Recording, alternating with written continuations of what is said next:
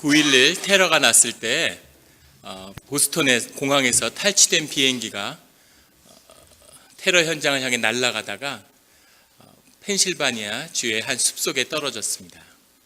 그런데 그 숲으로 날아가는 그 짧은 시간, 비행기가 추락해가는 그 시간 가운데 그 승객들이 가족들에게 메시지를 보냈죠. 불과 몇 분 되지 않는 시간이었는데 그 위험, 죽음에 직면한 것을 깨달은 그 승객들이 가족들에게 보낸 메시지가 통신회사에 문자들이 기록됐는데 그것을 다시 모아서 책으로 나온 것을 본 적이 있습니다.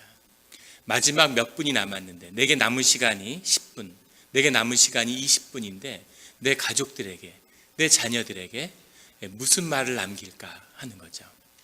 그런데 그 메시지들이 표현은 다 조금씩 다르지만 크게 종합해 보면 두 가지 메시지로 정리될 수 있는데 하나는 미안하다는 겁니다. 미안하다. 이것이 미안하고 저게 미안하고 내가 그때 그러지 말았어야 됐는데 하는 미안한 마음, 용서를 구하는 것이 한 반 정도 되고 나머지 반은 사랑한다. 내가 너한테 얼마나 사랑한다는 말을 하고 싶었는지 모른다. 그런 메시지가 한 반 정도가 된다는 거죠.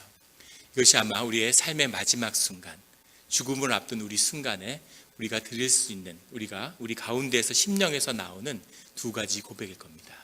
우리의 아픈 죄의 문제를 고백하는 것과 또 내 마음에 있는 사랑을 고백하는 거죠. 오늘은 안식일입니다. 안식일이라는 것은 주님이 우리에게 새로운 생명을 허락하시고 새로운 한 주를 시작하는 그 시작이지만 동시에 우리 삶 가운데 한 주가 끝났고 우리 삶 가운데 완전한 우리 삶의 죽음을, 새로운 생명을 받기 위한 죽음을 맞이하는 날이죠. 오늘이 우리 삶의 마지막이라면 우리 자녀들에게 어떤 말씀을 남기시겠습니까? 이것이 오늘 주님이 우리에게 주시는 도전이죠. 오늘 본문 가운데 마지막, 주님이 십자가로 가시기 전에 마지막 제자들과 함께하는 시간입니다. 공생애를 같이 보냈고 그 삶 가운데 한 가족이 되어서 살았는데 예수님이 당신의 자녀들, 그의 제자들을 앉혀놓고 마지막으로 간절하게 당부의 말씀을 하고 있는 거죠. 그 자녀들에게, 제자들에게 주님이 이르시는 말씀은 놀랍게도 기도를 하라는 것이었습니다. 기도해라. 마지막에 한마디로 정리한다면 주님이 제자들에게 남긴 말씀은 기도하라는 거죠. 제자들은 계속 기도를 했을 겁니다. 그리고 세상의 모든 인간은 다 기도를 합니다. 수만 년 전에 동굴 석화, 석기 시대에 그 동굴 벽화에도 기도하는 모습이 그려져 있죠. 오늘 예수님이 우리에게 말씀하시는 것은 단순히 사람들이 세상에서 이야기하는 기도, 너희의 구하는 것을 빌어라, 이런 뜻은 아니셨겠죠. 그런데 그 제자들은 주님의 뜻을 잘 이해하지 못합니다. 5절에 보면 도마는 주님이 어디로 가시는지 우리는 모릅니다. 그 길을 보여주십시오 라고 이야기하고 있죠. 8절에 빌립은 우리에게 아버지를 좀 한번 보여주십시오. 이제까지 예수님과 함께 생활을 했는데 그 마지막에, 공생의 마지막 날에 그 제자가 주님에게 물어보는 말은 주님, 우리에게 하나님 아버지를 한번 보여주시면 안 되겠습니까? 예수님 답답하신 거죠. 이제까지 나와 함께 하지 않았느냐? 내 안에 아버지가 계신데 아버지가 나를 통해서 그 영광을 보이셨는데 이제 와서 아버지를 보여달라고 하면 어떡하느냐? 너희는 이미 내가 어디로 가는지 알고 있지 않느냐? 그런데 제자들은 그 이야기를 알아듣지 못하는 거죠. 주님이 이 마지막 날에 하나님과 예수님과 성령님이 함께하는 그 깊은 그 삼위의 그 경륜 가운데 우리가 참여해야 된다. 거기에 연결되어야 된다고 말씀하시는 거죠. 6절에 내가 곧 길이요 진리요 생명이니 나로 말미암지 않고는 아버지께로 올 자가 없다, 이렇게 말씀하십니다. 아버지께로 가는 길을 예수님이 독점했다는 뜻이 아니라 너희가 아버지를 만나기 위해서는 나를 알고 나와 함께 해야 돼. 나를 믿어라. 이렇게 계속 말씀하시는 거죠.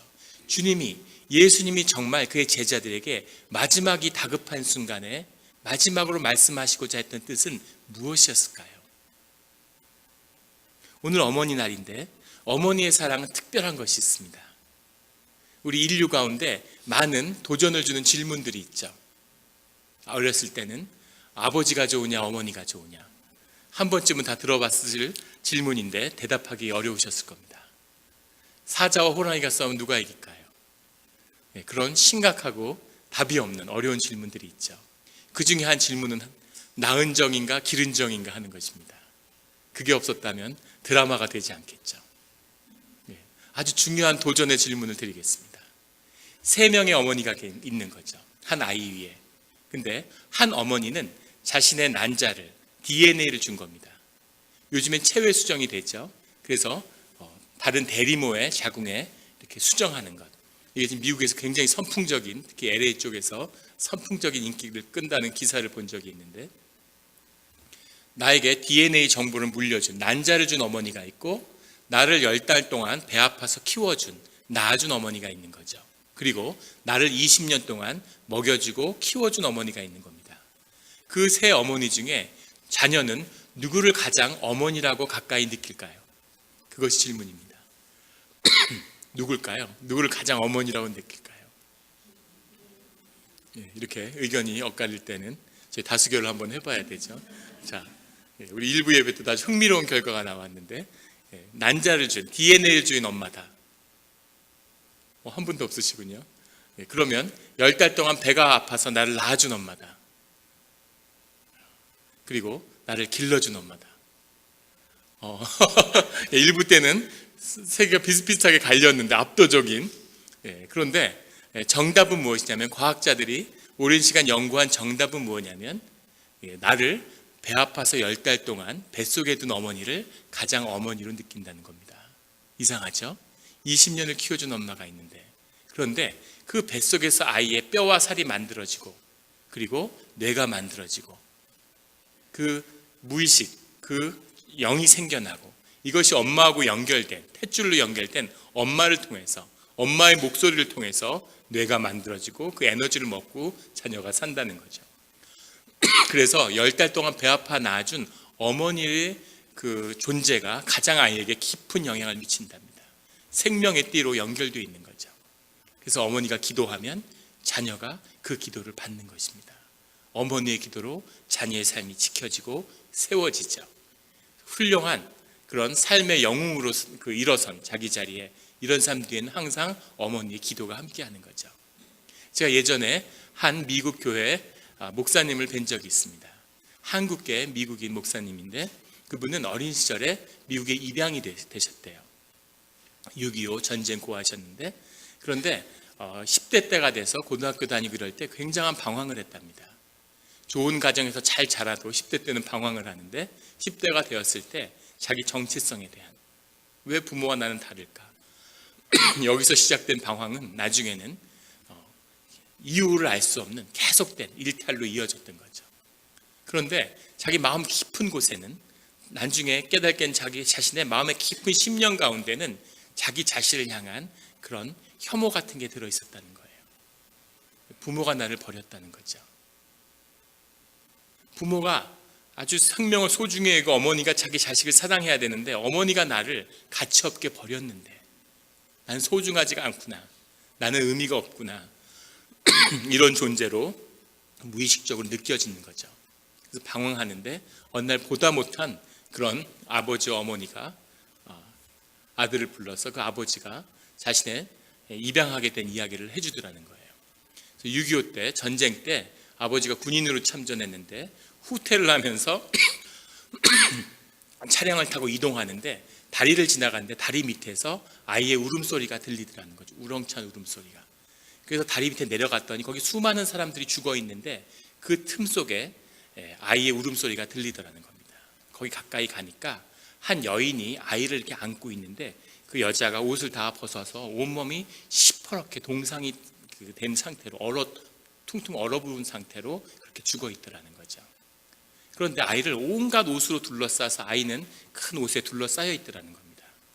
어머니가 피난을 하다가 거기서 잠이 드는데 지쳐서 죽어가는 거죠. 너무 밤에 추우니까 본인도 추워서 얼어 죽을 것 같은데 그 상황에서 옷을 벗어서 아이를 계속 감싼 거죠. 아이를 살리기 위해서. 그 이야기를 들은 뒤부터 이 목사님의 삶은 180도 바뀌었다고 합니다. 무엇이 달라졌을까요? 환경도 부모도 경험도 달라진 게 아무것도 없죠. 그런데도 자기가 발견하게 된 것은 무엇이냐면 자기의 목숨을 자기보다 더 사랑하는 어머니의 사랑을 만난 거죠. 아, 내 삶은 소중한 것이었구나. 내 삶은 의미가 있는 것이었구나 하는 것을 만난 것입니다. 그 삶의 가치는 이제 자신의 삶, 소수인종으로서, 입양아로서, 고아로 버려진 자로서의 삶이 아니라 어머니의 희생과 생명 위에 그 사랑의 눈으로 자신의 삶을 바라보게 된 거죠. 새로운 삶을 살아가게 되는 겁니다. 오늘 예수님이 이 제자들에게 주려고 하시는 이 마지막 말씀, 이 말씀의 의미는 바로 삼위의 하나님, 하나님의 본질이 사랑인데 그 연결된 하나님 안에서의 삼위의 하나님 간의 그 사랑, 예수님은 성령님이 아니고 성령님은 하나님이 아니고 하나님은 예수님이 아닌데 그 세 분이 하나님이 되어서 그 안에 사랑으로 그 관계 맺고 있는 그 사랑을 우리가 받아야 한다는 거죠. 그 사랑 속에 우리가 연결되어야 한다는 겁니다. 왜 그럴까요? 예수님을 만났던 공생을 같이 했던 제자들은 다 주님을 버리고 떠났죠. 세상에 밟히고 억눌려서 베드로는 다시 물고기를 잡으러 갔습니다. 주님과 함께 세상의 놀라운 기적과 영광을 함께 했는데 자기 삶의 자리, 초라했던 삶의 현실로 돌아간 거죠. 세상이 짓밟는 겁니다. 네가 뭘 할 수 있겠냐? 넌 천하디 천한 어부야. 네가 제대로 공부를 했냐? 좋은 부모가 있니? 뭘 가진 게 있냐? 넌 물고기나 잡아. 넌 조그만 위협에도 예수를 부인했잖아. 너 같은 게 무슨 사도의 삶을 살아? 거기에 완전히 무릎을 꿇어버린 거죠. 우리는 어떻습니까? 주님의 사랑을 만나지 못하면 우리가 세상에 나가면 세상이 우리를 억누르죠. 우리의 자녀는 어떻습니까? 너희가 소수민족인데 너희가 가진 게 없는데 너희가 배운 게 없는데 너희가 남의 땅에 와서 어떻게 뭘 하겠다고 계속 짓밟는 거죠. 너는 공부를 제대로 못했어. 넌 가진 게 없어. 넌 부모가 시원찮아. 집안이 없잖아. 계속 짓밟는 겁니다. 그런 가운데 우리가 어떻게 이 땅의 주인으로 주님의 자녀로 살아갈 수 있겠습니까? 그 비밀, 세상에 눌리지 않는 그 생명의 비밀이 바로 주님께 있다는 거죠. 주님과 연결되어지만이 그 삶이 주님 안에 뿌리 내려져야지만이 주님의 그 십자가에 못 박히심으로 살리신 대속한 우리의 삶의 그 존귀함을 예수 그리스도의 눈으로 우리의 삶을 바라보기까지 우리의 삶은 결코 존귀할 수 없는 것이죠. 네 삶은 귀하다. 그 생명의 에너지를 받아야 한다는 겁니다. 세상의 육신의 힘으로 이제 더 이상 살아갈 수 없죠. 오늘 어르신들은 뭐 말할 것도 없고 마음만 넘어도 아마 이제 내 의지와 내 똑똑함으로 내 경험으로는 세상이 승부가 되지 않는다는 걸 이미 아실 겁니다. 점점 사고력은 떨어지고 기억력도 떨어지고 육체도 약해지고 그런데 우리의 육신의 힘이 약해질수록 우리의 영은 점점 더 열리는 거죠. 우리의 심령의 문은 점점 더 열리고 있는 거죠. 그 속에서 주님을 만나서 주님으로부터 오는 생명의 에너지, 생명의 샘을 얻을 때 그때 우리는 그 힘으로 살아가는 거죠. 영으로 살아가는 겁니다. 육으로 살아가면 갈등이 있고 육으로 살아가면 경쟁해야 되고 육으로 살아가면 이겨야 되고 육으로 살아가면 수치와 열등감이 남지만 영으로 살아가면 인생이 쉬운 거죠. 주님의 능력으로 즐거움이 있고 평화가 있고 하나가 되고 모든 피조물 가운데 있는 주님과 교통하는 그런 삶으로 나아가라. 그것이 축복의 길이다. 그 길을 열어야 된다. 그 길을 여는 것이 바로 기도다 하고 주님은 말씀해 주고 계시는 겁니다. 12절에 내가 진실로 진실로 너희에게 이르노니 나를 믿는 자는 내가 하는 일도 그가 할 것이요 또한 그보다 큰 일도 하리니 이는 내가 아버지께 감이라. 내가 아버지께 가야 돼. 걱정하지 마라. 너희에게 성령님이 오실 거야. 내가 가야지만 보혜사 성령이 너희에게 함께한다. 성령님께 의지하고 성령님의 뜻을 이루면 내가 그렇게 했지 않니? 내가 하는 일을 너희도 할 거야. 그보다 더 큰 도전도 너희가 이겨낼 거다 하고 그의 자녀들에게 말씀하고 계시는 거죠. 우리는 자녀들에게 어떤 유언을 남기시겠습니까? 저도 그 고민을 하는데 자녀들에게 무슨 말을 남길까? 오늘 마지막이라면 너희 고모한테 빌려준 돈 있는데 꼭 챙겨서 받아라. 내가 비밀 금고가 있는데 너한테 얘기를 안 했구나. 너희 아빠는 모른다. 힘들 때 이게 힘이 되어줄 거다. 이런 얘기를 남기시겠습니까? 무엇이 이 악한 세대에 아이들의 삶을 지켜주겠습니까? 제가 자녀에게 남길 마지막 고백도 하나님을 의지해라. 하나님께 물어보고 하나님께 기도하고 예수님의 이름으로 기도하면 네 삶에 어려움이 없을 거다. 그게 내 삶의 모든 것을 담은 고백인 거죠. 조나단 에드워드라고 하는 그런 설교가가 있습니다. 미국 최초의 신학자로 불리는 미국 기독교의 자랑이죠. 미국 부흥운동의 시작이기도 합니다. 조나단 에드워드는 노스햄튼이라고 하는 매사추세츠의 한 변경에 있는 작은 그런 도시에서 자랐습니다. 아버지도 목사였고 외할아버지도 목사고 그런 목회자의 가정에서 태어났는데 굉장히 영특했다고 그래요. 11살 때 라틴, 그릭, 히브리어를 다 능통하게 읽었다고 합니다. 그래서 신학을 배우면서 목회자로 잘 자랐는데 그의 삶에 많이 미화되어 있지만 미국 신학교를 다니면 조나단 에드워드 얘기를 수도 없이 듣죠. 그런데 사실 그의 삶은 굉장히 험불하고 힘든 삶이었습니다. 젊어서 외할아버지가 하던 교회에 갔는데 23년을 목회하고 쫓겨납니다. 어떻게 조나단 에드워드가 교회에서 쫓겨날 수 있을까?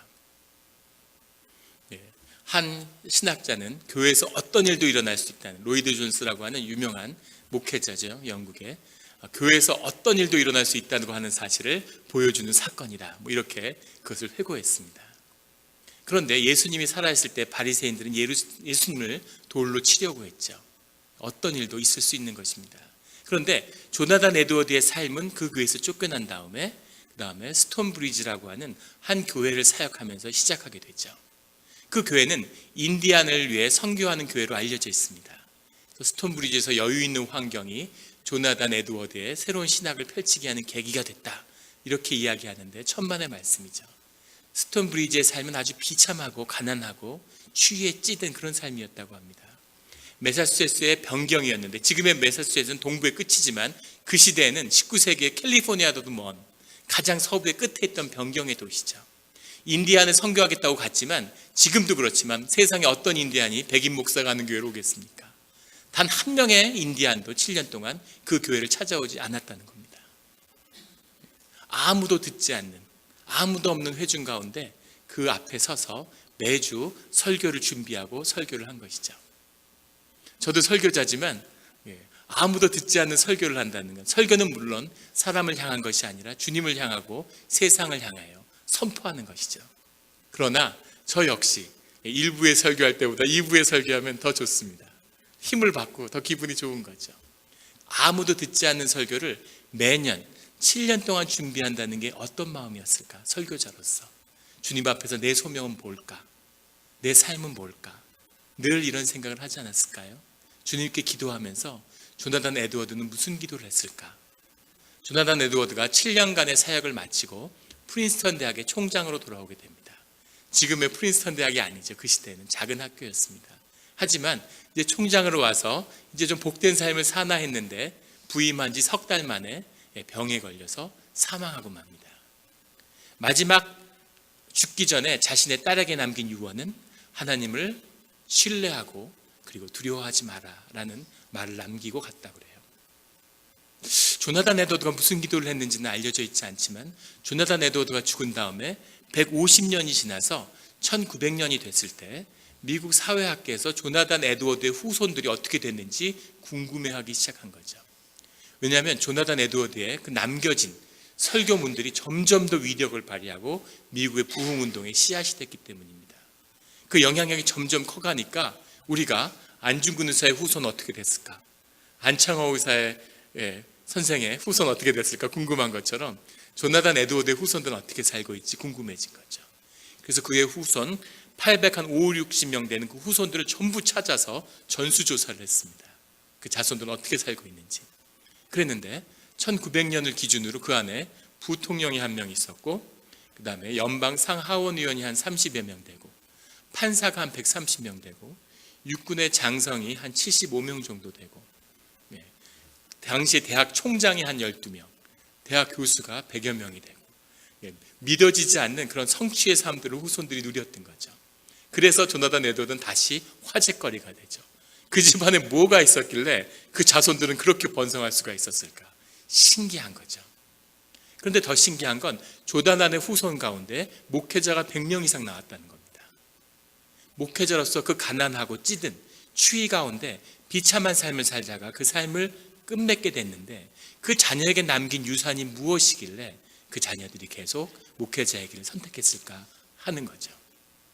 이것이 주님이 오늘 우리에게 말씀하시는 기도의 비밀입니다. 사람이 이룰 수 없는 내 육신의 삶 가운데 끝나지 않는 그 기도가 주님에게 드려지면 주님이 그 기도를 어떻게 이루어 가시는지, 어떻게 축복에 이르게 하시는지, 그 말씀을 준비했는데 하나님이 그 말씀을 어떻게 들어 쓰시는지를 우리에게 보여주고 계시는 거죠. 오늘 주님이 13절에 너희가 내 이름으로 무엇을 구하든지 내가 행하리니, 14절에 반복해서 내 이름으로 무엇이든지 내게 구하면 내가 행하리라. 주님이 가시면서 성령을 보내주시면서 우리에게 하시는 말씀이에요. 무엇이든지 구하면 내가 주겠다. 부모의 풍성함이죠. 무엇이든지 자녀에게 주고 싶은 그 마음을 부모는 알지 않습니까? 그 마음으로 우리에게 내가 나의 이름을 너희에게 주었다. 내가 나의 성령을 너희에게 보냈다. 너희가 내 이름으로 무엇이든지 구해라. 나를 믿어라. 그게 주님이 우리에게 남긴 유언이죠. 그런데 우리는 주님을 못 믿는 거죠. 이걸 구한다고 들어주시겠어? 무엇이든지 구해라. 그런데 우리는 우리의 경험 안에, 우리의 생각 안에 갇혀서 많은 걸 구할 수 없는 거죠. 그저 그냥 가게에 매출이나 좀 더 나왔으면, 우리의 좋은 대학에 갔으면. 그런데 주님은 우리에게 말씀하시든지 무엇이든지 구하라고. 네가 내 안에 있고 내가 너 안에 있으면 네가 내 이름으로 구하는 무엇을 구하든지 내가 그것을 이루어 주겠다라고 우리에게 약속하시는 겁니다. 믿음으로 나를 믿어라. 무엇이든지 구해라. 내가 이룰 것이다. 우리가 오늘 육신의 삶을 떠나서 영의 삶으로, 영으로 사는 그 삶 가운데 깊은 삼위 하나님의 사랑으로 들어가서 그 생명샘의 생명수를 마시며 주님을 믿으며 주님의 이름으로 무엇이든지 구하는 믿음의 자녀가 되시기를, 그 구하는 것을 이루는, 150년이 지났을 때는 정말 그 집안에 무엇이 있었길래, 그 어머니가 무엇을 구했길래 저런 축복이 그 집안에 함께할까, 그 교회에 어떻게 그런 축복이 같이 할 수 있을까, 이런 고백과 증인이 되는 그 축복을 받으시기를 예수 그리스도의 이름으로 축원합니다.